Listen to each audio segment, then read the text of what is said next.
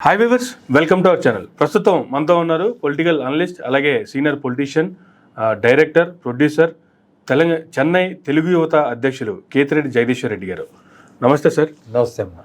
ఢిల్లీ వేదికగా జగన్మోహన్ రెడ్డి గారు నిర్వహించినటువంటి ధర్నా, ఆంధ్ర రాష్ట్రంలో జరుగుతున్నటువంటి దాడులు, గత 45 రోజులుగా జరుగుతున్నటువంటి అరాచకాలపై ఒక ఫోటోషూటు, ఎగ్జిబిషన్ కూడా, ఒకటి ఫోటో ఎగ్జిబిషన్ కూడా పెట్టి ధర్నా నిర్వహించారు. ఆ ధర్నాకి కొంతమంది నేతలు, సమాజ్వాదీ పార్టీ అధినేత అఖిలేష్ యాదవ్ గారు లాంటి వాళ్ళు, తర్వాత తమిళనాడుకి సంబంధించినటువంటి కొంతమంది ఎంపీలు, సో ఇండియా కూటమికి సంబంధించి, శివశక్తికి సంబంధించి కొంతమంది ఎంపీలు కూడా మద్దతు ఇవ్వడం కూడా జరిగింది.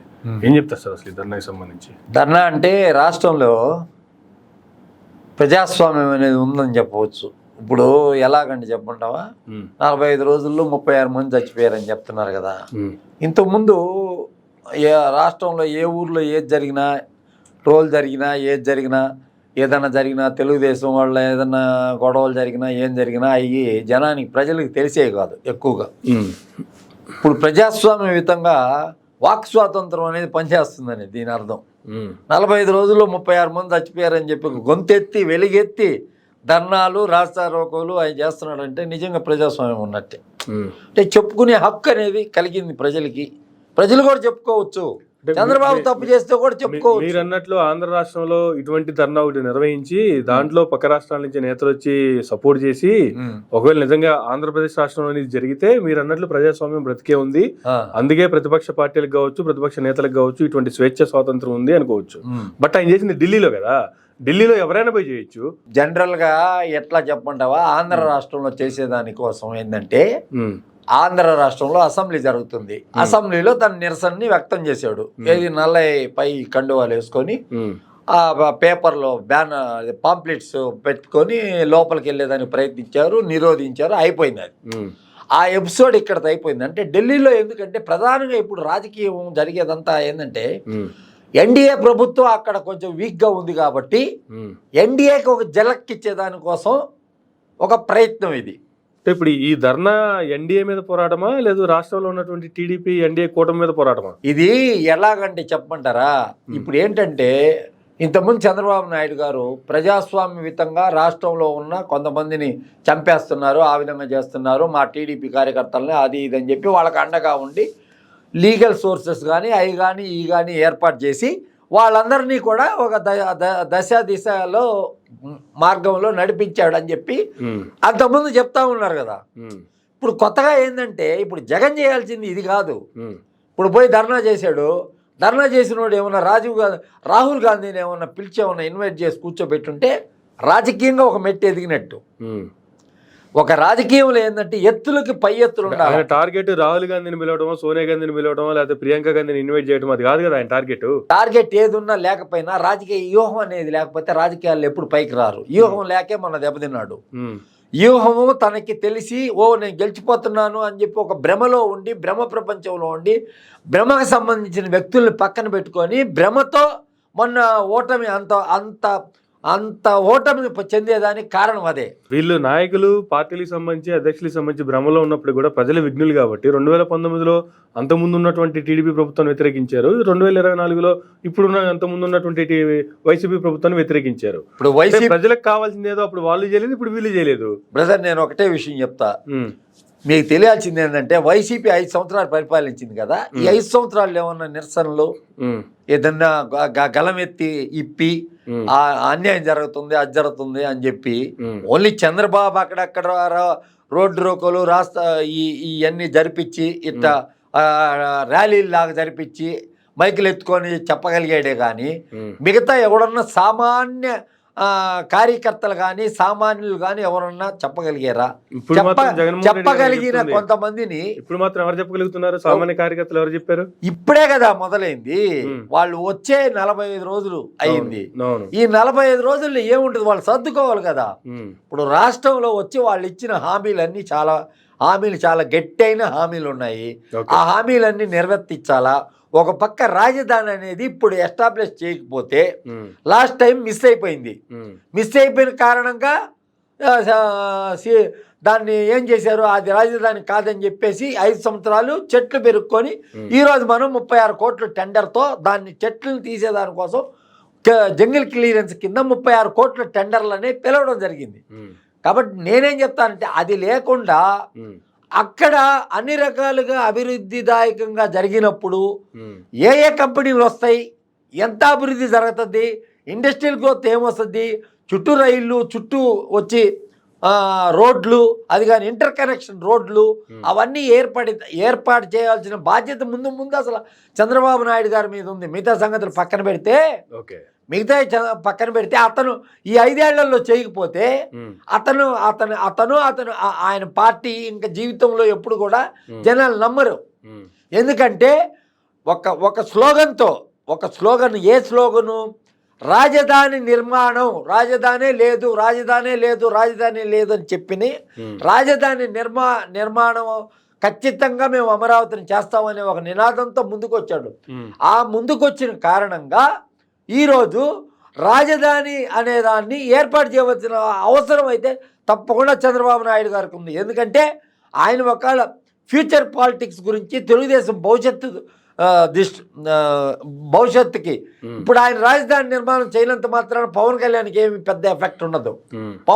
పవన్ కళ్యాణ్కి ఏముంది ఎఫెక్ట్, మేనిఫెస్టో జంట మేనిఫెస్టో అయినప్పటికీ కూడా పవన్ కళ్యాణ్కి ఎఫెక్ట్ ఉందా లేదనే సెకండరీ.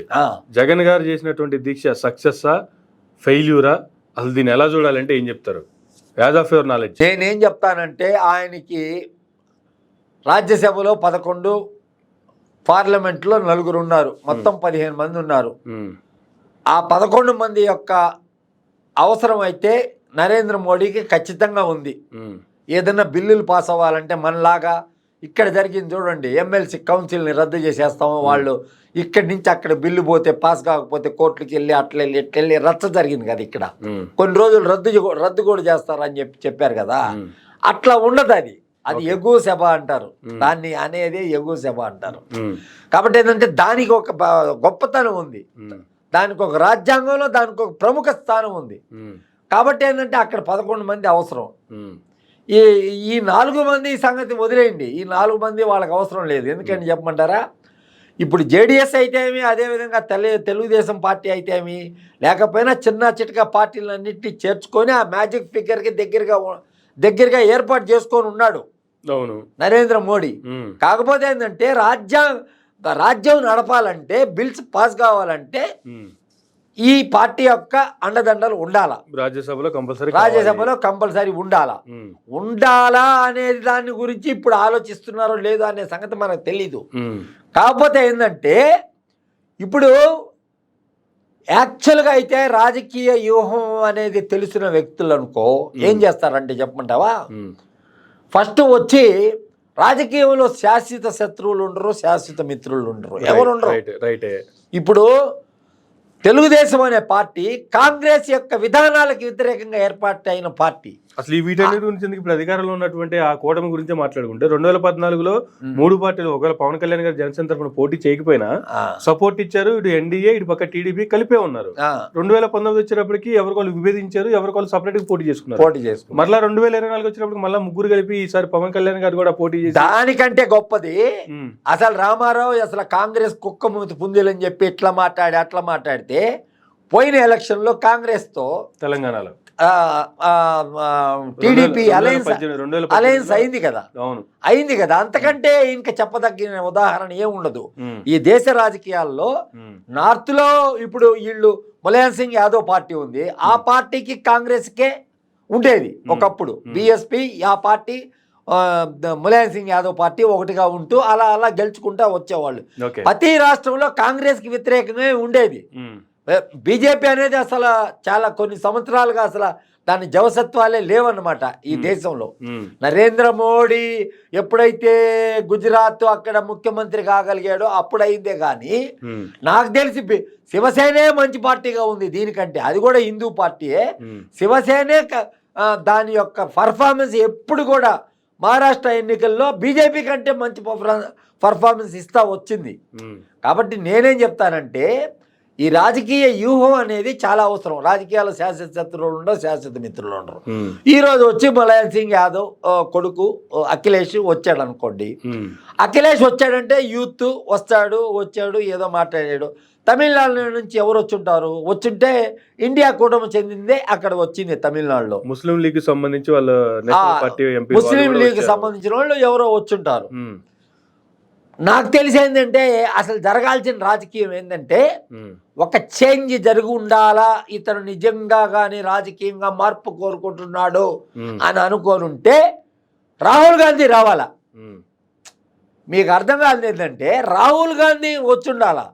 ఇప్పుడు చాలా నెక్లో ఉన్నారు, ఎవరు అధికారానికి చాలా దగ్గరలో ఉన్నారు. ఎవరు ఏ ఒక్కరు ఇబ్బంది పెట్టినా, ఇప్పుడు చంద్రబాబు నాయుడు గారు ఇబ్బంది పెట్టినా, వాళ్ళు ఇబ్బంది పెట్టినా, ఎవరు ఇబ్బంది పెట్టినా నరేంద్ర మోడీకి ఇబ్బందిలో ఉన్న పరిస్థితిలో ఉన్నాడు. కాబట్టి గేమ్ ప్లే చేయాలంటే ఇక్కడ ఎన్డీఏ ఉంది. ఇప్పుడు వాళ్ళు 15 కోట్లు ఇచ్చాము, వాళ్ళ బడ్జెట్ కేటాయిస్తున్నాము అంటాడు. ఫ్యూచర్లో వచ్చి అక్కడ స్టీల్ ప్లాంట్ మేము తీయము అని చెప్పి కూడా చెప్తున్నారు.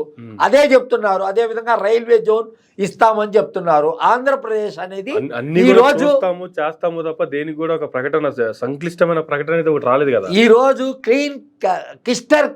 క్రిస్టల్ క్లీన్ గా ఆంధ్ర రాష్ట్రం అనేదే ఈ దేశ రాజకీయాలను ఈ రోజు నడపడుతుంది అని చెప్పేదానికి ఎటువంటి సందేహం లేదు. ఎందుకు అంటే ఆంధ్ర రాష్ట్రంలో చంద్రబాబు నాయుడు గారు అధికారంలో ఉన్నారు కాబట్టి, సీనియర్ లీడర్ కాబట్టి, విజనరీ లీడర్ కాబట్టి చెప్తున్నారా, లేదు అంటే ఏ యాంగిల్ చెప్తున్నారా మాట? ఏ యాంగిల్లో కాదు. నరేంద్ర మోడీ ఎక్స్పెక్టేషన్స్ 400 సీట్ల ఎక్స్పెక్టేషన్ లో ఉన్నాడు. తను చాలా పెద్ద గొప్ప నాయకుడు అయిపోయాడని, ప్రపంచ దేశాల్లో భారతదేశం యొక్క ఖ్యాతిని పెంచానని ఈ ఓవర్ విల్లింగ్ లో ఉన్నాడు. అలాంటిది లాస్ట్కి ఆంధ్రప్రదేశ్, బీహార్ లాంటి రాష్ట్రాల యొక్క సపోర్టు తీసుకోవాల్సిన పరిస్థితి. అంటే ఎన్డీఏలో వాళ్ళు ఒక భాగస్వామ్య పార్టీలు అయినప్పటికీ రాజకీయ వ్యూహాలు తెలిసిన వాళ్ళు వీళ్ళు. చంద్రబాబు నాయుడు గారు కానీ రేపు పొద్దున ప్రత్యేక హోదా అడుగుతాడండి, ఖచ్చితంగా అడుగుతాడు. జరిగేది అదే, ప్రత్యేక హోదా అడుగుతాడు. నరేంద్ర మోడీ గారు ఇవ్వలేదు. ఇప్పుడు బీహార్కి కూడా ఇస్తానని చెప్పి ప్యాకేజ్ అడుగుతున్నాడు కదా. అతను ప్యాకేజ్ ఇవ్వలేదు అని అనుకోండి, మన రాష్ట్రం అభివృద్ధి చెందాలి కదా. అన్ని రంగాల్లో వెనకబడిపోయింది కదా ఆంధ్ర రాష్ట్రం. ఈరోజు అన్ని రంగాల్లో వెనకబడి ఉంది కాబట్టి కేవలం సంక్షేమ దిశగానే నడిపించాడు. కాబట్టి ఇన్ని సంవత్సరాలు అభివృద్ధి రంగంలో నడవాలి. ప్రతి రాష్ట్రంలోని ప్రతి జిల్లా అభివృద్ధి పదవులో ముందుకెళ్లాల్సినంత అవసరం అయితే అభివృద్ధి పదవులో ముందుకెళ్లాల్సిన అవసరం ఖచ్చితంగా ఉంది. అభివృద్ధి చెందాల్సిన అవసరం కూడా చాలా ఉంది. ఒక పక్క బీహార్ కావచ్చు, ఇంకో పక్క ఆంధ్రప్రదేశ్ కావచ్చు, సపోర్ట్ చేస్తేనే అధికారంలోకి వచ్చారన్న సంగతి అందరికీ తెలిసిందే. కానీ బీహార్ కి అయితే కొన్ని వరాలు అయితే ఇచ్చారు. విద్యుత్ ప్లాంట్లు కావచ్చు, లేదంటే ఇంటర్నేషనల్ ఎయిర్పోర్ట్లు కావచ్చు, కొత్త ఎయిర్పోర్ట్లు కావచ్చు, మెడికల్ కాలేజీలు కావచ్చు, ప్రత్యేక ప్యాకేజీ కావచ్చు, కొన్ని వరాలు అయితే బీహార్కి ఇచ్చారు. కానీ ఆంధ్రప్రదేశ్ రాష్ట్రానికి ఏమి ఇచ్చారు? మనకు ఆల్రెడీ 17 మెడికల్ కాలేజీలు ఇచ్చారు, పోర్ట్లు ఇచ్చారు, 8 పోర్ట్లు 9 పోర్ట్లు ఇచ్చారు కదా. పోర్ట్లు, చిన్న మినీ పోర్ట్లు ఇచ్చారు. గత ప్రభుత్వంలో ఉన్నటువంటి ఆనాటి జగన్మోహన్ రెడ్డి గారు ఇప్పుడు కదా ఆచరణలోకి వస్తాయి. ఇప్పుడు కదా జరిగేది, అది జరిగిపోయిన కథ కదా. ఇప్పుడు ఎట్లా లెక్కేసుకుంటాం? ఆల్రెడీ ఇచ్చారు. ఇప్పుడు కొత్తగా అప్పుడు ఆర్డర్ ఇచ్చారండి, డబ్బు వచ్చేది ఇప్పుడే కదా. ఇప్పుడు ఒక చిన్న ఉదాహరణ, అవన్నీ ఆల్రెడీ నిర్మాణంలో ఉన్నాయి. చంద్రబాబు నాయుడు 60-70-80% చంద్రబాబు నాయుడు గారు 2004 ముందు ముఖ్యమంత్రి కాకముందు ఔటర్ రింగ్ రోడ్ అయితే ఏమి, ఇతరత్ర ఇంటర్నేషనల్ ఎయిర్పోర్ట్ ఏమి, అన్నీ కూడా ఒక గాడికి ఎక్కించిన తర్వాత రాజశేఖర రెడ్డి గారు వాటిని ఆచరణలో తీసుకురాగలిగారు. ఇప్పుడు చంద్రబాబు నాయుడు గారు అన్ని ప్లాన్లు గీసి పెట్టేసి పోతారు. ఇప్పుడు ఎట్లాగూ ఔటర్ రింగ్ రోడ్ కి కేంద్రం గ్రీన్ సిగ్నల్ ఇచ్చిందని చెప్పి గతంలోనే చెప్పారు. కానీ ఇప్పుడు ప్యాకేజీలో మాత్రం లేదు, బడ్జెట్ లో మాత్రం దాని గురించి ఊసే లేదు. ఎట్లా ఇస్తారు మరి దాన్ని? ఎప్పుడు తీసుకురావాలి దాన్ని? ఒకవేళ ఇప్పుడు తీసుకొచ్చారు, నెక్స్ట్ జగన్మోహన్ రెడ్డి గారు వచ్చి దానికి శంకుస్థాపన చేసి ఓపెనింగ్ చేస్తారా? ఇప్పుడు ఉన్న పరిస్థితి ఏంటంటే, ఇప్పుడు రెండింటికి చెడ్డ రేవడైపోయింది ఎన్డీఏ పరిస్థితి.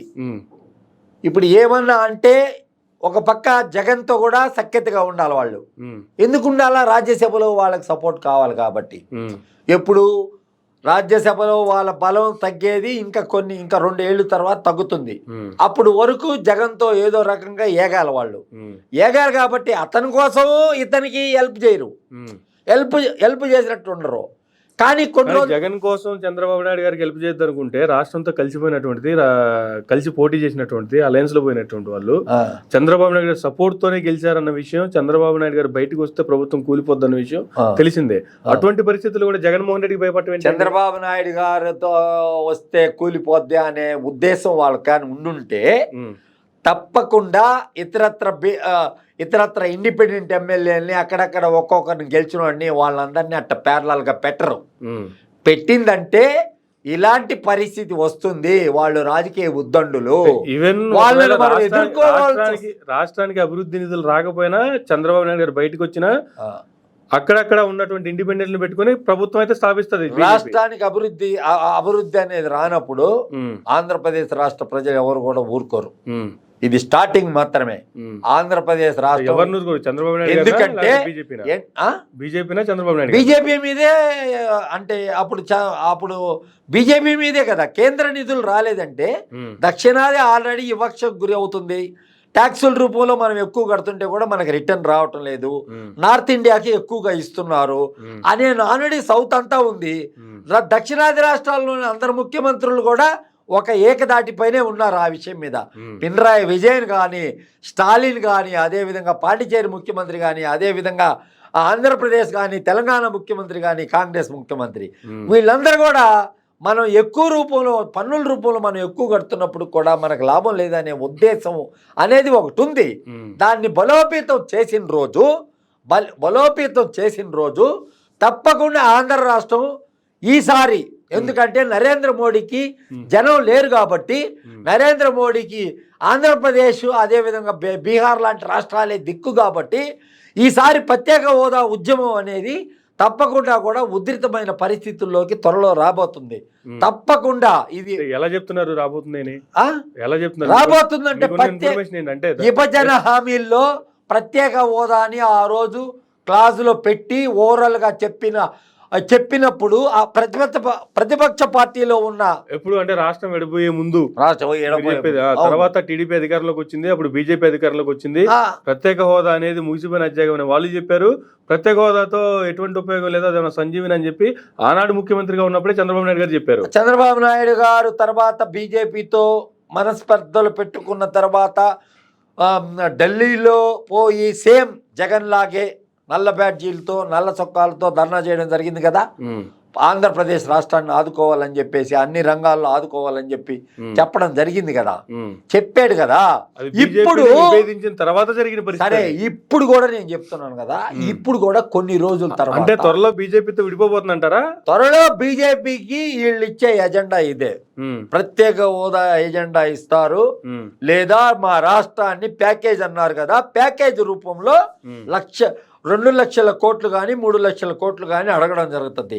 ఎందుకంటే రాజధాని డెవలప్ చేయాలన్నా 15,000 కోట్లే క్యాపిటల్ పేరు పెట్టి, అది అమరావతి అని కూడా పేరు కూడా చెప్పకుండా కేవలం ఫర్ క్యాపిటల్, అది కూడా గ్రాంట్ ఇవ్వట్లేదు.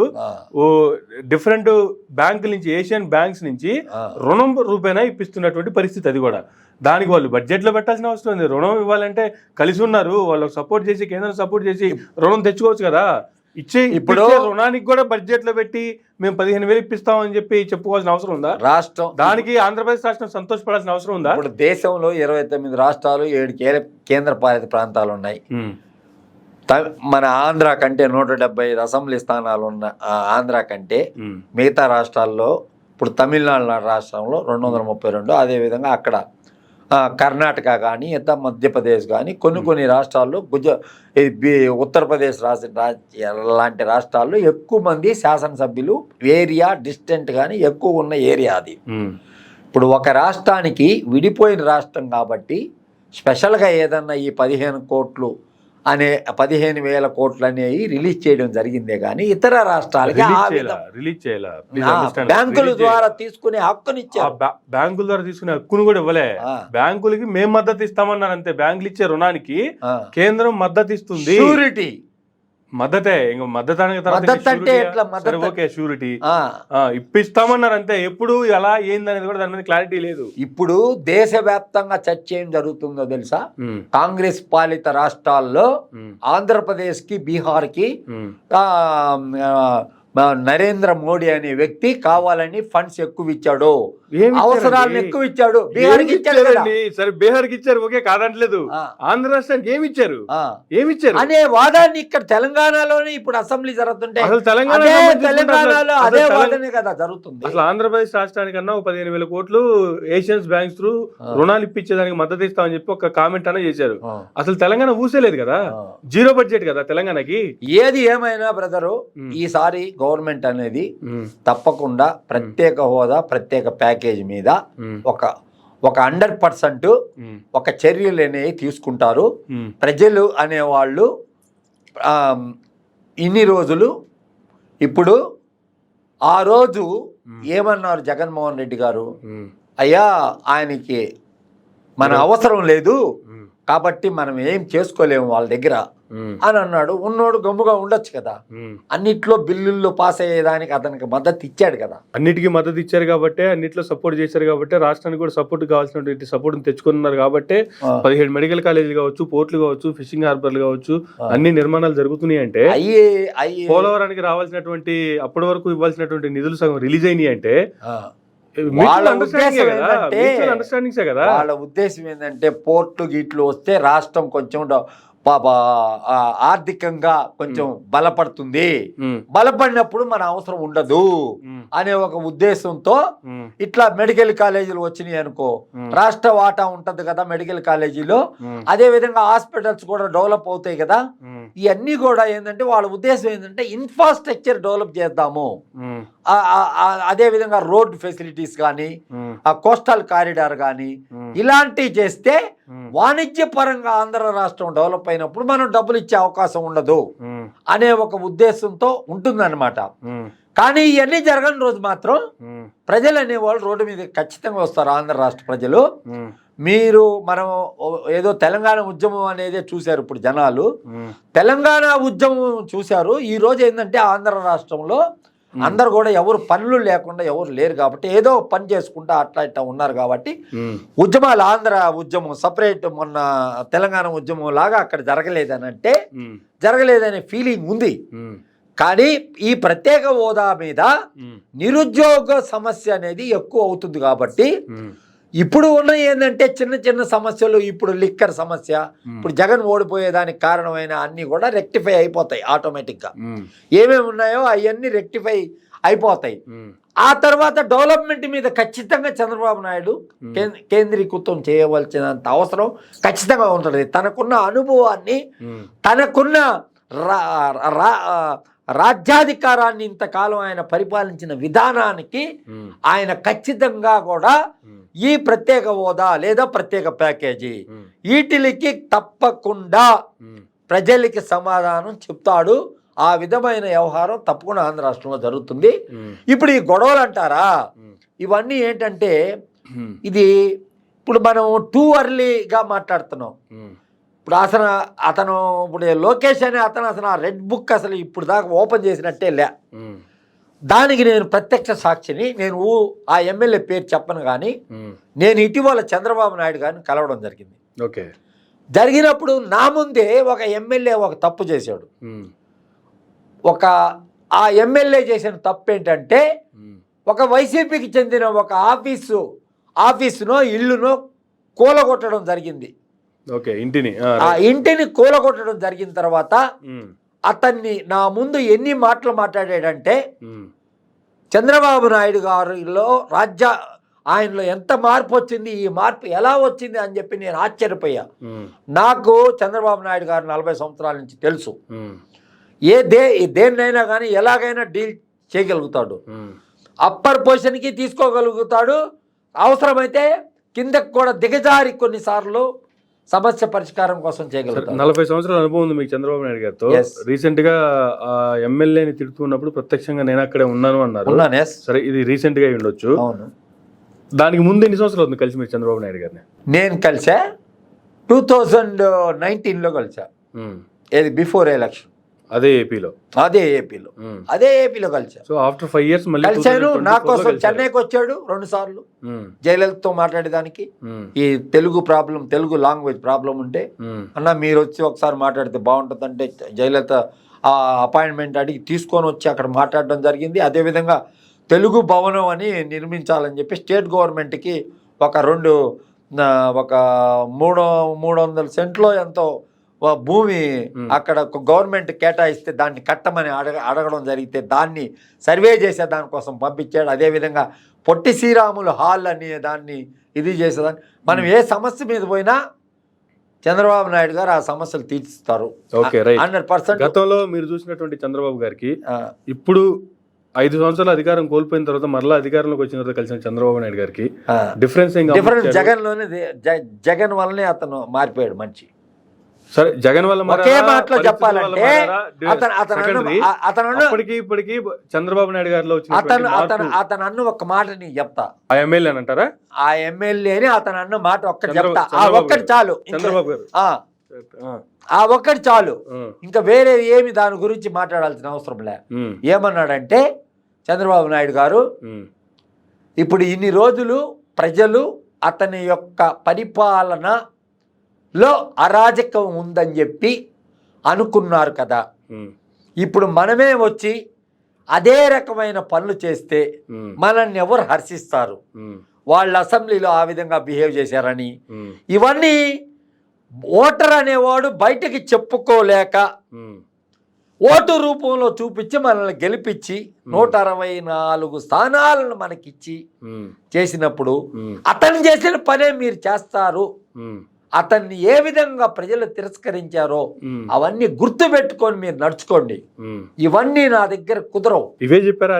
ఇదే చెప్పాడు, యాజ్ ఇట్ ఈస్ గా ఇదే చెప్పాడు. ఇవన్నీ నా దగ్గర కుదరవు. ఏదన్నా సంఘ విద్రోహ శక్తులు ఏదన్నా చెలరేగిపోయిన రోజు మాత్రం వదిలిపెట్టను. కానీ మీరే చట్టాన్ని మీ చేతిలో తీసుకునేదానికి ప్రయత్నిస్తే మాత్రం నేను అడ్డుకట్ట వేస్తాను. తప్పకుండా వారిని అరెస్ట్ చేస్తాను, వారు తెలుగుదేశం కార్యకర్తలైనా కూడా అని చెప్తే నేను ఆశ్చర్యపోయాను. అంటే ఈ మార్పు జగన్ వల్ల జరిగిందా? జగన్ వల్ల జరిగిందేమో, జగన్కి పీపుల్ ఇచ్చిన మ్యాండేటా వల్ల జరిగిందేమో అని నాకు అనిపించింది. అంతకుముందు ఎప్పుడు చంద్రబాబు నాయుడు ఆ రకంగా ఎప్పుడు మాట్లాడాల. ఎవరైనా చెప్తున్నా కూడా తట్టేసి పంపించేసేవాడు. కానీ ఇంత ఇదిగా నా ముందు చెప్పాడు ఆ మాట అతనితో. అంటే మీరున్నారు అని కూడా అవసరమైనా సరే తెలిసినా సరే పర్లేదని చెప్పి అన్నారా? లేదు, ఆయన అంటున్న సమయంలో లేదు, ఆయన ఉదయంలో ఉన్నదాన్ని ఎల్లకక్కాల నేనున్నాను అంటే జనరల్ గా మూడో వ్యక్తి ఉన్నప్పుడు చంద్రబాబు గారు అలాంటి మాటలు మాట్లాడారు. కాదు నేనేమో థర్డ్ పర్సన్ కాదు. ఆయనకి తెలిసిన ఆయన క్యారెక్టర్ తెలిసిన వ్యక్తిని. నా వల్ల ఆయనకి ఇబ్బంది లేదు. ఓకే, నేను ఎందుకు చెప్తున్నానంటే ఇది కూడా ఎందుకు చెప్తున్నానంటే ఆయన హింసను కోరుకోవటంలే. కాబట్టి ఏంటంటే ఆయన మంచి మార్గాన్ని కోరుకుంటున్నాడు. వాళ్ళ కొడుకు రెడ్డి డైరీ రాసినప్పటికీ ఆ రెడ్డి డైరీలో ఈ రోజు వరకు ఒక్క పేజీ కూడా తిప్పలే. ఆయన తిప్పలేదంటే చంద్రబాబు నాయుడు ఆపుతున్నాడు దాన్ని. ఓకే, అర్థమైందా? అది చంద్రబాబు నాయుడు ఆపుతున్నాడా, అదేమన్నా పవన్ కళ్యాణ్ ఆపుతున్నాడా అనేది త్వరలో తెలుస్తుంది మనకి. ఓకే, అర్థమైందా? నాకు తెలిసి ప్రత్యక్షంగా నేను చూశాను కాబట్టి అది ఆపేది చంద్రబాబు నాయుడు గారు మాత్రమే. సరే, రాష్ట్రంలో పరిస్థితులు చూసుకుంటే చంద్రబాబు నాయుడు గారే రెడ్ బుక్ ను కూడా ఆపేశారు అనేటువంటిది మీరు చెప్తున్నటువంటి వాదన, మీరు చూసినటువంటిది, మీరు విన్నటువంటిది. కానీ చంద్రబాబు నాయుడు గారు హింస కోరుకోవట్లేదు, హింస జరుగుతున్న హింసను ఆపుతున్నారు అనుకున్నప్పుడు ఒక పక్క జగన్మోహన్ రెడ్డి గారు 45 రోజుల్లోనే ఇన్ని దారుణాలు, ఇన్ని హత్యలు, ఇన్ని బిల్డింగ్లు కూల్చేయటాలు, లేదంటే ఎంత ఆస్తి నష్టం జరుగుతుందని చెప్పి విత్ ఫోటో ఎగ్జిబిషన్ తో సహా ఆయన ఢిల్లీలో ధర్నా చేశారు కదా. అంటే నార్మల్ గా ఏదో జరుగుతుంది అని వేగ్గా కామెంట్ చేయకుండా వీటిల్లో విత్ ప్రూఫ్స్ తో చేస్తున్నారు కదా. ఇవన్నీ ప్రూఫ్స్ కనిపిస్తున్నాయి కదా రాష్ట్రంలో. మరి వీటిల్లో మెయిన్ గా కొన్ని మాత్రం ఆ ఎలక్షన్ కమిషన్ రూల్ చేసింది చూడు, అప్పుడు జరిగిన సంఘటనలు కొన్ని. ఆల్మోస్ట్ ఒక 8 days ఉంది, 1 week to 8 days ఉంది. 8 days తర్వాత 12వ తారీఖు ప్రమాణ స్వీకారం 24వ తారీఖు వచ్చింది. చేయక ముందు వాళ్ళ కంట్రోల్లో ఉన్నప్పుడు చాలా జరిగినాయి ఇది వైలెంటిక్ వ్యవహారాలన్నీ. ఇప్పుడు ఈ వినుకొండ సంఘటన అంటావా, అది దాంట్లో చాలా డిఫరెంట్ ఆఫ్ ఒపీనియన్ ఉంది. వాళ్ళు ఇద్దరు ఒకే పార్టీ అని. I'm talking not only Vinukonda, లేకపోతే విజయవాడలో జరిగింది, లేకపోతే ఇంకొక మీరు అన్నట్టు ఎమ్మెల్యే దగ్గర నుంచి ఒక బిల్డింగ్ కూలగొట్టాడు, ఎలాంటివన్నీ కాదు, జరుగుతున్నవి ఈ రోజు వరకు జరిగినవి. ఆయన విత్ ఫోటో ఎగ్జిబిషన్ పెట్టారు కదా, ఎక్కడ నార్మల్ గా కూర్చొని ఇలా జరుగుతుంది అనేటువంటిది ఒక వేగ్ స్టేట్మెంట్ అయితే లేదు కదా. ఇప్పుడు అవన్నీ రికార్డే కదా, ఫోటో స్టేట్మెంట్ ఉందంటే అన్ని రికార్డే కదా. ఏమండి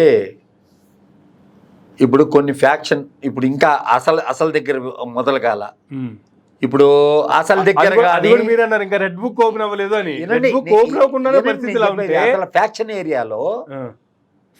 ఏరియాలో ఇంకా మొదలు కాల. ఫ్యాక్షన్ ఏరియాలో కానీ రెడ్లను కానీ టచ్ చేశారనుకో, అక్కడ రెడ్లే ఉంటారు కదా అపోజిషన్, అక్కడ ఇంకా హత్యలని జరగడం మొదలవుతాయి ఫ్యాక్షన్ జిల్లాల్లో. అది లేదు కదా, అది జరగలేదు కదా. అది జరిగితే అదే కానీ జరిగితే రాష్ట్రం శాంతి భద్రతలు క్షీణించాయని చెప్పవచ్చు. ఈయనకొండ ఇవన్నీ ఎప్పుడన్నా అప్పుడప్పుడు జరిగినాయి, అదేదో ఊరినే తాగుబోతు పిలకాయలు యంగ్స్టర్స్ వాళ్ళు వీళ్ళు చేసే ఇవన్నీ కాదు కావాల్సింది. ప్రస్తుతం జగన్కి కావాల్సింది ఏంటంటే వీటిని చెప్పిన దానివల్ల ప్రయోజనం ఏమి లేదు, ఎవరు పట్టించుకోరు. 1.5 month లో జగన్మోహన్ రెడ్డి గారు బయటకు వచ్చి ఇలాంటి జరుగుతున్నాయన్నా కూడా జనరల్ గా దాని మీద పట్టించుకునేటువంటి ప్రయత్నం కూడా ఎవరు చేయరు. ఎందుకంటే కొత్తగా ఏర్పడే ప్రభుత్వం నిలదొక్కోవాలి, వాళ్ళ పరిస్థితులు వాళ్ళు చూసుకోవాలి. వాళ్ళకి కాస్త జగన్ ఫస్ట్ ఏం చేయాలంటే ఎవరికైనా ఉండేటువంటి టార్గెటే. కానీ అయినా కూడా ఈ లోపే ఇటువంటి పరిస్థితులు జరుగుతున్నాయి. మీరు కూడా ప్రత్యక్షంగా ఒక ఇన్సిడెంట్ చూశానని చెప్పారు, అది చంద్రబాబు నాయుడు గారు ఏం చెప్పారు కూడా మీరే వివరించారు. అటువంటి పరిస్థితులు నేను ఇంకొన్ని సంఘటనలు కూడా విన్నా. మీరు ఒక ఎమ్మెల్యే గురించి ప్రత్యక్షంగా మీరు వింటే ఇంకో 3-4 ఎమ్మెల్యేలకు కూడా చంద్రబాబు నాయుడు గారు స్వయంగా పిలిచి ఇటువంటి వార్నింగ్లు ఇచ్చారు అనేటువంటిది నాకున్న సమాచారం. అంటే అటువంటి పరిస్థితులు జరుగుతున్నాయి కాబట్టి కదా చంద్రబాబు నాయుడు గారు ఇచ్చారు వార్నింగ్. దాన్ని జగన్మోహన్ రెడ్డి గారు అడ్వాంటేజ్ గా తీసుకున్నారా? జరుగుతున్న పరిస్థితులను కాదు, కొన్ని డిపార్ట్మెంట్లలో పక్కా ఆధారాలు కావాలని కోరుతున్నారు. చంద్రబాబు నాయుడు డిపార్ట్మెంట్లో ఏ డిపార్ట్మెంట్లో, ఇప్పుడు ఎలక్ట్రిసిటీ డిపార్ట్మెంట్లో అన్యాయం జరిగింది, శ్వేతపత్రం, ఇట్లా కొన్ని జరుగుతూ ఉన్నాయి. ఆ శ్వేతపత్రాలు గత ప్రభుత్వంలో దీంట్లో ఎంత జరిగింది లేదా ఎంత విధ్వంసం చేశారు, ఇవన్నీ కొత్త గవర్నమెంట్ వచ్చిన తర్వాత గతంలో 2014 నుంచి 19 వరకు చంద్రబాబు నాయుడు గారు ఉంటే ఆ తర్వాత జగన్మోహన్ రెడ్డి గారు వచ్చి వీళ్ళు కూడా రకరకాల కామెంట్లు చేశారు. ఈ రోజు మళ్ళా చంద్రబాబు నాయుడు గారు వచ్చారు, గతంలో ఇన్ని జరిగినాయి అని చెప్పి, ఎంత విధ్వంసం జరిగింది చెప్పి వాళ్ళు రకరకాల కామెంట్లు చేస్తారు. ఎవరు అధికారంలో ఓడిపోయిన వాళ్ళ మీద ఇలాంటివి కామనే కదా. బట్ ఇవన్నీ దాడులు డిఫరెంట్, జరుగుతున్నా లేదంటే జరిగిన అవినీతిని బయటికి తీయటం డిఫరెంట్ కదా. నేను ఒకటే చెప్తాను బెదరు, దీనికి పరిష్కారం ఏంటని చెప్పమంటారా? ఇప్పుడు 175 అసెంబ్లీ కాన్స్టిట్యున్సీలు ఉన్నాయి, స్ట్రక్చర్ లేదు పార్టీకి. ఏ పార్టీకి? వైఎస్ఆర్సీపీకి ఉండవలసిన జిల్లా కమిటీలు కానీ, ఎక్కడ గ్రామ కమిటీలు కానీ అవన్నీ కూడా బలంగా లేవు. ఎక్కడెక్కడ సత్తు అయిపోయారు. ఎందుకు అయిపోయారంటే అంతకు ముందు ఉన్న వాళ్ళందరూ డబ్బులు సంపాదించలేని పరిస్థితుల్లో జగన్ కార్యకర్తలందరూ నిరుత్సాహంగా ఉన్న కారణం ఉంది కదా. ఇప్పుడు కొత్త జనరేషన్ని తీసుకొచ్చి ఇతను ఏం చేయాలంటే, ఇంతకుముందు ఓదార్పు యాత్రలు పాదయాత్రలు చేసేవాడు కదా, అట్లా చేయకుండా ఒక దగ్గర కూర్చోబెట్టి ఒక రచ్చబండలాగా పెట్టుకొని ప్రజల యొక్క బాధలు, నేనేం తప్పు చేశాను, నన్ను ఎందుకు ఓడించారు అని అతను నేరుగా తెలుసుకొని దాని ప్రకారం పార్టీని డెవలప్ చేసుకొని, స్ట్రక్చర్ని డెవలప్ చేసుకొని పార్టీని డెవలప్ చేసేదాని గురించి ఎదుటోడి మీద బురదేసే సంఘటనలు ఉన్నాయి. ఇంకా ఇప్పుడే కాదు, ఇంకా రాబోయే రోజుల్లో చాలా ఉన్నాయి. రాజకీయ ఎత్తుగడలో చాలా ముందు ఉండాలా. నీ పక్కనున్నోళ్ళు నువ్వు ఎప్పుడైతే కొట్టే వాళ్ళని పెట్టుకొని ఉన్నావో, అన్నిటికీ నువ్వు చెప్పిన దానికి అంతా కొట్టుకుని పెట్టుకున్న దానివల్లనే ఈ రకమైన విజయాన్ని పొందలేకపోయావు. నువ్వు విజయం పొందలేకపోయేదానికి ప్రధానమైన కారణం నువ్వు చెప్పే ప్రతి ఒక్క దానికి ఎస్ అనే వాళ్ళనే పెట్టుకున్నావు. దాని మీద ఎన్ని కామెంట్లు చేసినా అపజయం అనేది జరిగిపోయింది. ఇప్పుడు అవతల ఆపోజిట్ పార్టీకి విజయం అనేది జరిగిపోయింది. ఎన్ని కామెంట్లు చేసినా ఏం చేసినా 5 సంవత్సరాల వరకు మళ్ళీ ఏది చేసే పరిస్థితి లేదు. ఇప్పుడే రద్దు చేయాలంటున్నాడు. జరుగుతున్న పరిస్థితుల ప్రభావం సమ్మతి అంటే ఏం చెప్తారు? ఏది రాష్ట్రంలో జరుగుతున్నటువంటి పరిస్థితుల మీదే కదా జగన్మోహన్ రెడ్డి గారు ఢిల్లీకి వెళ్ళి ధర్నా చేస్తున్నారు. సో ఇటువంటి పరిస్థితులు ఉన్నాయని చెప్పే కదా ఆయన ధర్నా చేస్తుంది. దానికి వివిధ పార్టీలకు సంబంధించినటువంటి పక్క రాష్ట్రాల్లో ఉన్నటువంటి ఎంపీలు కావచ్చు, వేరే పార్టీల అధ్యక్షులు కావచ్చు వచ్చి కూడా మద్దతు తెలిపినటువంటి పరిస్థితి. ఇండియా కూటమిలో చెందిన పెద్ద నాయకులు, పెద్ద పార్టీలు చాలా ఉన్నాయి. వాటిల్లో దాంట్లో అఖిలేష్ యాదవ్ వచ్చాడని మీరు చెప్తున్నారు. మమతా బెనర్జీ పార్టీ నుంచి నేను చెప్పడం కాదు, అక్కడ వచ్చి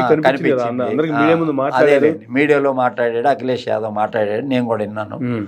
అఖిలేష్ యాదవ్ మామూలుగా జనరల్గా అంతకుముందు కూడా ఒకసారి కూడా చంద్రబాబు నాయుడు గారు చేసినప్పుడు కూడా వచ్చున్నాడు ఆయన. వచ్చున్నాడంటే బీజేపీ యొక్క పాలసీలకి వ్యతిరేకంగా ఏమి చేపట్టినా వస్తారు. ఇది ఇండియా కూటమి యొక్క నిర్ణయం కాదు. ఇండియా కూటమి అంతా కూర్చొని 250 మంది దాకా ఉన్నారు కదా వాళ్ళు కూర్చొని మనం జగన్కి సపోర్ట్ చేయాలా అని చెప్పాలంటే వీళ్ళు ఈ రోజు జరిగిపోగానే 2 రోజుల్లో పోయేసి అక్కడ పోయి ధర్నాలు చేయడం కాదు. First they have to comments all పార్టీస్ని పోయి కలుసుకొని మేము రాష్ట్రంలో ఇట్లా ఫేస్ చేస్తున్నాం, అది చేస్తున్నాం అని ఎక్స్ప్లెయిన్ చేసి మేము ధర్నా చేయాలనుకుంటున్నాం, మాకు మీరు మద్దతు తెలపండి, మేము ఫ్యూచర్లో మేము మద్దతు తెలపుతామని. అది పొలిటికల్ మ్యాండేట్. అది పొలిటికల్ మ్యాండేటే కాకుండా నేను కూడా పోయానయ్యా, బిగ్ బాస్ని బ్యాన్ చేస్తున్నారు, అమ్మాయిల మీద రేపులు చేస్తున్నారని జంతర్ మంతర్ పోలీస్ స్టేషన్లో, పార్లమెంట్ హౌస్ పోలీస్ స్టేషన్లో ఒక లెటర్ రాసి ఇచ్చేస్తే ఎవడైనా పోయి చేసుకోవచ్చు ధర్నా.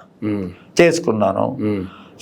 నేను చేసుకునేదానికి ఇప్పుడు జగన్మోహన్ రెడ్డి చేసుకునేదానికి తేడా ఉండదా? జగన్మోహన్ రెడ్డి చేస్తే దేశవ్యాప్తంగా ఉన్న మీడియా అంతా ఫోకస్ చేస్తారు కాబట్టి వాళ్ళు కూడా ఏమంటారంటే నేషనల్ మీడియా అంతా కూడా ఇంకా ఇప్పుడే కదా నాయుడు కమ్ అభి ఆయే నాయుడుకో కైసా కైకో తక్లీ దేరావు ఐసా అని అంటే ఇది స్లోగన్ 45 డేస్లో 36 మంది చచ్చిపోయారు అది ఇది అని ఈ స్లోగన్ ఉంది. ఇది ఎంతవరకు పనిచేస్తుందో అనేది, ఇది పనిచేస్తుందా అనే దానికంటే ప్రస్తుతానికి ఈ ప్రజలు ఊహించే విధంగా ప్రజలు ఏం ఊహిస్తున్నారు? ఎన్డీఏతో జగన్తో తగాదాలు పెట్టుకుంటే జైలుకి పంపిస్తారు వాళ్ళు, ఏయో కేసుల్లో జైలుకు పంపిస్తారంటే అట్లాంటిది లేదు. నన్ను జైలుకు పంపించిన ఇప్పుడు ఖాళీయే కదా, నన్ను జైలుకు పంపించినా పర్వాలేదు, జైలుకు పంపించిన వాళ్ళు ప్రతి ఒక్కళ్ళు ముఖ్యమంత్రులు అవుతున్నారు కదా, ఇప్పుడు ఖాళీ కదా, కేసును ముందేసుకోవచ్చు కదా, దాన్ని తేల్చుకోవచ్చు కదా. అర్థమవుతుందా మీకు? అట్ట తేల్చుకోవాల్సిన ధర్మం ఉంది కదా. ఎవరో పోయి కోర్టులో కేసేసి కేసుని విచారించాలా అని చెప్పి ఎవరు హరిరామ జోగయ్య పోయి కేసేసి విచారించాలని వేసుకునే కంటే మనమే పిటిషన్ వేసి నా కేసు ఇన్ని రోజులు నేను బిజీగా ఉన్నానయ్యా, నేను ఇప్పుడు ముఖ్యమంత్రిగా లేదు, నా కేసుని విచారించండి అని అనాలి కదా. వీళ్ళు ఆ కేసు ఉన్నంత కాలము ఇలాంటి మాటలు వస్తానే ఉంటాయి. జగన్మోహన్ రెడ్డి ఎవరికి సపోర్ట్ చేయలేడు. ఇప్పుడు అధికారంలో ఉన్న నరేంద్ర మోడీ గుజరాత్ వాళ్ళు ఎట్టుంటారన్న సంగతి తెలుసు, అమిత్ షా వీళ్ళు ఎట్టుంటారన్న సంగతి తెలుసు. నువ్వు కాంగ్రెస్ సంగతి నువ్వు చూసావు కదా, కాంగ్రెస్ వాళ్ళే నేను జైలు పంపించారని చెప్తున్నావు కదా. అదే విధంగా నరేంద్ర మోడీ కూడా పంపిస్తాడు కదా, ఎందుకు పంపిడు, చాలా మందిని పంపిస్తున్నాడు కదా ఇప్పుడు. కాబట్టి ఏంటంటే నువ్వు చేయాల్సింది చెయ్యాలా ధర్మం. నువ్వు ఢిల్లీకి ఇమీడియట్గా ఇప్పుడు వెళ్ళేదానికంటే ఇంకా టైం ఉంది. సరే, ఒకవేళ ఢిల్లీలో జగన్మోహన్ రెడ్డి గారు ధర్నా చేయాల్సిన పరిస్థితి వచ్చింది, ఓకే, ఆయన ఎందుకు చేశారు? ఆయన పర్సనల్ ఎజెండా కోసం చేశారా, లేదు ప్రభుత్వం మీద దుమ్మెచ్చిపోయటానికి మాత్రమే చేశారా, లేదు ఎన్డీఏకి వ్యతిరేకంగా ఉన్నటువంటి వ్యక్తులందరినీ కూడగట్టడానికి మద్దతు సేకరించడానికి చేశారా? ఓకే, అది పక్కన పెడదాం. రాష్ట్రంలో జరుగుతున్నటువంటి పరిస్థితులకు సంబంధించి జనరల్గా నాకు కూడా ఒక 4-5 చంద్రబాబు నాయుడు గారు డైరెక్ట్గానే పిలిచి వార్నింగ్లు ఇచ్చారనేటువంటిది నా దగ్గర ఉన్న సమాచారం. దానికి మీరు కూడా నేను ప్రత్యక్షంగా ఒక ఎమ్మెల్యేని అంటున్నప్పుడు నేనే ప్రత్యక్షంగా ఉన్నాను, చంద్రబాబు నాయుడు గారు అన్న మాటలు ఇవి అనేటువంటిది కూడా మీరు అక్షరం పుల్లు పోకుండా తెలుగు ఎగ్జాంపుల్ అధ్యక్షులు కాబట్టి యాస్టీజ్గా తెలుగులో అక్షరం పుల్లు పోకుండా ప్రతిదీ అట్లా చెప్పేశారు. ఇక్కడ చంద్రబాబు నాయుడు గారు నేతల మీద పట్టు కోల్పోతున్నారా, లేదు చంద్రబాబు నాయుడు గారు ఆయన ఉద్దేశంలో ఆయనకి హింస ఇష్టం లేదు కాబట్టి కొద్ది రోజులు మమ్మల్ని వదిలేండి అని చెప్పి లీడర్లే లీడ్ తీసుకొని ముందు మనం చేయాల్సింది చేద్దాము, తర్వాత బాబు గారి దగ్గరికి వెళ్ళి క్షమాపణ అడుగుదాము, జరిగిపోయిందని చెప్దాము అనేటువంటిది లీడర్లే ముందడుగు వేస్తూ దూకుడుగా ఉన్నారా? ఏం జరుగుతుందంటే అసలు లీడర్లు ముందడుగు వేద్దాము అని అనుకున్నారు, కానీ అక్కడ చెక్ పెట్టాడు అతను. ఇప్పుడు ఎగ్జాంపుల్ నీకు ఒక చిన్న ఉదాహరణ చెప్తా, నాకు సంబంధించిందే చెప్తా. మా తమ్ముడి పేరు కూడా కేతిరెడ్డి జగదీశ్వర్ రెడ్డి.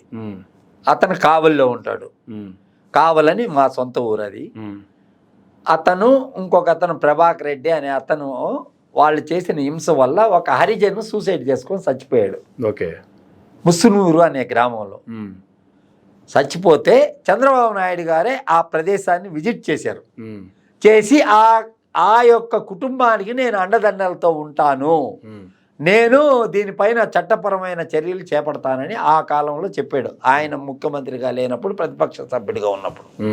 నేను మొన్న అపాయింట్మెంట్ అడిగితే, ఏమండి మీరు ఆ హత్య కేసులో ఉన్నారు కదా, ఆ సూసైడ్ కేసులో ఉన్నారు కదా అంటే, నేను కాదురా బాబు, నేను వేరు ఆయన వేరు, ఆయన చెప్పండి అయ్యా నాదని చెప్పండి అని నేను చెప్పా. ఇప్పుడు నన్నే ఆపారు. ఓకే, పిఏలు ఉంటారు కదా అపాయింట్మెంట్ వాళ్ళు, నన్ను ఆపారు. మీరు కావల్లో యాంటీ పార్టీ చేసి ఇప్పుడు వచ్చేందండి ఈ విధంగా మాట్లాడతారు అని అన్నాడు. నేను చెప్పాను, నేను కాదయ్యా, మా బ్రదరు, నేనుండే చెన్నైలో, మీరు ఆయన ముందు పెట్టండి, నేను ఒక లెటర్ ఇస్తా, జగదీష్ రెడ్డిగా ఒక లెటర్ ఇస్తా, నాకు అపాయింట్మెంట్ ఇస్తాడు ఇవిడు అంటే, అప్పుడు ఆయనే ఇచ్చాడు అపాయింట్మెంట్ నాకు. ఆయన ఇచ్చిన అపాయింట్మెంటే అది, ఖచ్చితంగా ఆయన ఇచ్చిన అపాయింట్మెంటే. ఓకే, కాబట్టి నేనేం చెప్తానంటే, అంటే ఇప్పుడు ఇవన్నీ ఉన్నాయి, ఆయన చెప్పినవి కూడా ఏమి చేసుకోలేని పరిస్థితుల్లో ఉన్నాడు చంద్రబాబు గారు, అంతే కదా. ఇప్పుడు నేనే చెప్తున్నాడు కదా, ఇప్పుడు ఆ ఫ్యామిలీకి ఆ రోజు మాట ఇచ్చాడు కదా. అవును, ఇప్పుడు అదే కావుల్లో ఇప్పుడు టీడీపీ ప్రభుత్వం వచ్చింది కదా. టీడీపీ ప్రభుత్వం నెల్లూరులో 10 అసెంబ్లీ కాన్స్టిట్యున్సీలు 10 వచ్చినాయి కదా. వచ్చినప్పుడు ఇప్పుడు ఆ కావులు అనే దగ్గర అది ఒక కంచుకోట లాగా ఉంది 3 సంవత్సరాల నుంచి, 3 టర్ముల నుంచి. అలాంటి దగ్గరే ఇలాంటి మాటలు చెప్పాడు, చేయలేదే. ఇంకా ముందు అతను అనుకున్న ప్రణాళిక ఏంటంటే, రాజధాని ఇతరత్ర పరిశ్రమలు తీసుకొచ్చి, రాజధాని కాకుండా రాష్ట్రంలో అక్కడక్కడ, విశాఖపట్నం అక్కడక్కడ కొంచెం వనరులు ఏర్పడేదానికి, ఫ్యాక్టరీలు వచ్చినప్పుడు ఆటోమేటిక్గా ట్యాక్సులు అవి మనకు వస్తాయి కాబట్టి, ఆ రకంగా ఏదో డెవలప్ చేద్దాము. ఈ కక్ష సాధింపు కంటే ప్రజల పట్ల, ప్రజల అవసరాల పట్ల, నిరుద్యోగ యువత పట్ల మనం ఒక శ్రద్ధ వహిస్తాం అనే ఉద్దేశంతో ఉన్నాడని పిచ్చింది నాకు. నేను చూసే 40 సంవత్సరాల నుంచి చూసిన చంద్రబాబు నాయుడుతో అయితేమి, అదేవిధంగా రాజశేఖర రెడ్డి గారు అయితేమి, వీళ్ళంతా బాగా క్లోజ్ ఫ్రెండ్స్, రోజు థిక్కెస్ట్ ఫ్రెండ్స్. సాయంకాలం అయితే థిక్కెస్ట్ ఫ్రెండ్స్ ఎమ్మెల్యే క్వార్టర్స్లో. ఇప్పుడు ఆడ పగలగొట్టిన ఆదర్శ్ నగర్ ఎమ్మెల్యే క్వార్టర్స్ ఆయన కేఈ కృష్ణమూర్తి, BTLN చౌదరి, వీళ్ళందరూ సాయంకాలం అయితే కూర్చునేవాళ్ళు. కూర్చున్నప్పటి నుంచి నేను చూస్తున్నా. ఓకే, కొంచెం ఏంటంటే రాజశేఖర రెడ్డి గారు, చంద్రబాబు నాయుడు గారు కొంచెం పరిపాలనా దక్షత, వాళ్ళు కొంచెం పీపుల్ థింకింగ్, అన్యాయంగా ఏదో చేసేద్దాము అనేది మాత్రం ఉండదు. ఎందుకు ఉండదంటే, వాళ్ళు దెబ్బలు తిని వచ్చిన వాళ్ళు రాజకీయాల్లో. అర్థమైందా? రాజశేఖర రెడ్డికి కాంగ్రెస్లో ఉండేవాళ్లే శత్రువులు. 20 సంవత్సరాలు పట్టింది అతను రాజకీయంలోకి అయ్యేదానికి. 20 సంవత్సరాలు అయితే ఒక ఓట్ బ్యాంక్ని మీ ఫాదర్ నీకు ఇచ్చిపోయాడు. ఇచ్చిపోయినప్పుడు 10 మంది చెప్పేది వినేదానికోసం వాళ్ళ తండ్రి పొద్దున లేచి ఫస్ట్ ఇంట్లో నుంచి వస్తా, వెనకింట్లో నుంచి వస్తా, అందరినీ కలుసుకొని లోపల వచ్చి తర్వాత ప్రజాప్రతినిధులను కలిసేవాడు, పబ్లిక్ని కలిసి. ఓకే, వాళ్ళ ఎమోషన్స్ వినేవాడు, చట్టపరంగా వాళ్ళకి అన్ని రకాలుగా చేసేవాడు. ప్రజలకి నేను ఊరికి పోయాను, ఓదార్పు యాత్ర చేశాను, అప్పుడు తాకానంటే ఆ తాకిన దానికి ఓటేశారు. ఇప్పుడు నువ్వు వాళ్ళ గురించి పట్టించుకోవట్లేదు కదా. పట్టించుకోవాలి కదా నువ్వు. నేను ఆ స్కీము ఈ స్కీమ్ అంటే, స్కీము వదిలే, స్కీములు లేని కొన్ని ఉంటాయి కదా, అవన్నీ జరిగిపోయినాయి. వాటి గురించి మనం ఏం మాట్లాడినా ప్రయోజనం లే. రాజకీయ వ్యూహాలలో అతను నేర్పరి కావాలి. ఊరకనే మనం రాయలసీమ రాజకీయం, ఫ్యాక్షన్ రాజకీయాలలాగా ఉండదు రాజకీయం అంటే. ఎందుకంటే ఆంధ్రప్రదేశ్ ప్రాంతం సగం మేధావులతో నిండిన రాష్ట్రం. ఎక్కడి నుంచి మొదలైతే మేధావులతో సగం మేధావులు ఉంటారు. నీకు కావాలంటే స్వాతంత్ర సమరయోధులు ఎక్కువగా ఉన్న రాష్ట్రం ఆంధ్ర రాష్ట్రమే. రాయలసీమ, తెలంగాణ లేదు, ఆంధ్ర రాష్ట్రంలోనే ఎక్కువ మంది ఉండేవాళ్ళు. ఉప్పు సత్యాగ్రహం కానీ ఇతరత్ర ఏదైనా కానీ సక్సెస్ అయింది అందుకే. కాబట్టి ఏంటంటే వాళ్ళు చాలా తెలివిగా ఉంటారు. 5 సంవత్సరాలు జగన్మోహన్ రెడ్డి ఒకసారి ఓటేయమన్నాడు, వేసాము, ఆయన ఏం చేయలేదు. ఇప్పుడు మనం ఆయన ఏం చేయలేని పరిస్థితుల్లో ఓటు అనే అస్త్రం ద్వారా ఇన్ని రోజులు గమ్ముకున్నారు. ఇన్ని రోజులు ఎవరు అడగలేదు. ఆయన చేయలేదు కాబట్టి ప్రజలకు కావాల్సింది దగ్గర నుంచి దొరకలేదు కాబట్టి ప్రజలు ఎంత తక్కువ మ్యాండేటరీ ఇచ్చారు, అన్ని తక్కువ సీట్లకే పరిమితం చేశారు చంద్రబాబు నాయుడు గారికి. గతంలో వైసీపీకి వచ్చిన దానికంటే మిన్నగా ఈవెన్ చంద్రబాబు నాయుడు గారే చెప్తూ ఉన్నారు, అసెంబ్లీలో చెప్పారు, బయట చెప్పారు. ఇది నేను కూడా ఎక్స్పెక్ట్ చేయనటువంటిది. తెలుగుదేశ పార్టీ ఏర్పాటు చేసిన తర్వాత ఎన్టీ రామారావు గారు ఉన్నప్పుడు కూడా ఇటువంటి మ్యాండేటరీ లేదు. ఈ రోజు ప్రజలు అట్లాంటి తీర్పు ఇచ్చారు. ఇది ఒక చారిత్రాత్మక తీర్పు అనేటువంటిది చంద్రబాబు నాయుడు గారు కూడా స్వయంగా అసెంబ్లీ వేదికగా కూడా చెప్పినటువంటి పరిస్థితి. బట్ ఇప్పుడు చంద్రబాబు నాయుడు గారి ముందున్న పరిస్థితి ఏంది అంటే లా అండ్ ఆర్డర్కి సంబంధించి కావచ్చు, రాష్ట్రంలో కావచ్చు, ఎమ్మెల్యేలు ఓవర్గా బిహేవ్ చేస్తుందానికి సంబంధించి కావచ్చు, లేదంటే ఎమ్మెల్యేలకి చంద్రబాబు నాయుడు గారు డైరెక్ట్గా వార్నింగ్ ఇస్తున్నారని సంబంధించి కావచ్చు. ఎస్పీలను కూడా మొన్నే వేసారు బ్రదరు, వేసింది కూడా మొన్నే వారం క్రితమే వేసారు. వాళ్ళు షార్ట్ అవుట్ చేస్తున్నారు. ఎందుకు షార్ట్ అవుట్ చేస్తున్నారు అంటే జిల్లాలు ఎక్కువైనాయి కదా, ఈ డిఎస్పీలను ఎస్పీలుగా వేయాల. జనరల్గా చిన్న చిన్న జిల్లా అర్బన్ డిస్ట్రిక్ట్స్ ఉంటాయి కదా, 7 కాన్స్టిట్యున్సీలకు ఒక జిల్లా అయిపోయింది కదా, అట్లాంటి దగ్గర మామూలు వేస్తారు. అంటే కమిషనర్ హోదా ఉన్న వాళ్ళని డీజీపీ డిఐజీ ర్యాంక్ వాళ్ళని వేస్తారు. కాబట్టి ఏంటంటే కొంచెం మంచోళ్ళు గెట్టోళ్ళు ఎవరెవరు ఉన్నారు, లూప్ లైన్లో ఉన్నారా అయ్యి వాళ్ళు చూడటంలే. వైసీపీలో అధికారంలో ఉన్న వాళ్ళని కూడా తీసుకుంటున్నారు, అది తప్పు. ఇప్పుడు టీటీడీ ఈవో ఉన్నాడు, అంతకుముందు ఎడ్యుకేషన్ సెక్రటరీయే కదా ఉన్నాడు, ఇప్పుడు ఉన్న ఈవో మంచి పొజిషన్లో ఉన్న వాళ్ళనే తీసుకుంటున్నారు. వాళ్ళ యొక్క బ్యాక్గ్రౌండ్ పెట్టి తీసుకుంటున్నారు. ఇప్పుడు వరకు పరిపాలన బాగానే ఉంది. పరిపాలన చెడిపోయినప్పుడు ఉద్యమించాల్సిన అవసరం తప్పకుండా జగన్మోహన్ రెడ్డికి ఉంది. అప్పుడు అట్లాంటి పరిస్థితి వచ్చినప్పుడు నేనే మీకు చెప్తా, నా ముందే ఈరోజు ఈ విధంగా చెప్పాడు. కానీ రెడ్ బుక్ అనేది ఓపెన్ అయ్యేది లేదు, రెడ్ బుక్ ఓపెన్ చేయడు, ఏది లేదు. అతను ప్రజా పరిపాలన చేద్దాము, జగన్ ప్రజా పరిపాలన సంక్షేమ దిశగా వెళ్ళాడు, మనము పరిపాలన అండ్ డెవలప్మెంట్ రెండు చూపిస్తాము, ఇందుకు తగ్గ వనరులని సమకూరుస్తామనే ఒక చిత్తశుద్ధితో ఉన్నాడు అనేది మాత్రం నాకు అర్థమైంది బ్రదర్. అంతవరకు నాకు అర్థమైంది. నేను జగన్ని ముఖ్యమంత్రి అయిన తర్వాత నేను కలవలేదు, ముఖ్యమంత్రి కాకముందు నేను చాలాసార్లు కలుస్తున్నానే కానీ జగన్ని నేను ముఖ్యమంత్రి అయిన తర్వాత నేను కలవలా. నేను కలిస్తే మాత్రం ఖచ్చితంగా చెప్పుకునేవాడిని, నేను బయట కలిస్తే మాత్రం ఖచ్చితంగా చెప్పుకునేవాడిని. ఇప్పుడు చంద్రబాబుకు కూడా నేను సలహాలు చెప్పాను కొన్ని వీడియోల్లో, నువ్వు రాజధాని మధ్యలో పెట్టావు, స్టార్టింగ్లో పెట్టుండొచ్చు అది అని కూడా చెప్పాను. నేను I'm not belongs to any party, నేనేం చంద్రబాబు నాయుడు బంటును కాదు, నేనేమి నన్ను దాంట్లో మెంబర్గా వేసుకోండి, దీంట్లో మెంబర్ వేసుకోండి అని అడగట్లే. 40 సంవత్సరాలలో నాకు ప్రతి ముఖ్యమంత్రితో నాకు సంబంధం ఉంది. ఈ 40 సంవత్సరాలు కాంగ్రెస్ చరిత్రలో అర్థమైంది. ఆ ప్రతి ముఖ్యమంత్రి ఏమనుకుంటున్నారు నా గురించి అని నన్ను అడిగితే నేను చెప్పేవాడిని, ఇట్ట అనుకుంటున్నారు సార్, అట్ట అనుకుంటున్నారు. అప్పుడు ఇంకా ఇంత పొలిటికల్ అవేర్నెస్ లేదు జనానికి. ఈరోజు పొలిటికల్ అవేర్నెస్ ఉంది, ఉన్నప్పుడు మనం జాగ్రత్తగా ఉండాలి. సో రీసెంట్గా మీరు చంద్రబాబు నాయుడు గారిని కలిసినప్పుడు కూడా మీరు ఏమైనా సలహాలు ఇవ్వడం జరిగిందా? నేను సలహాలనే ఆయన ఎప్పుడు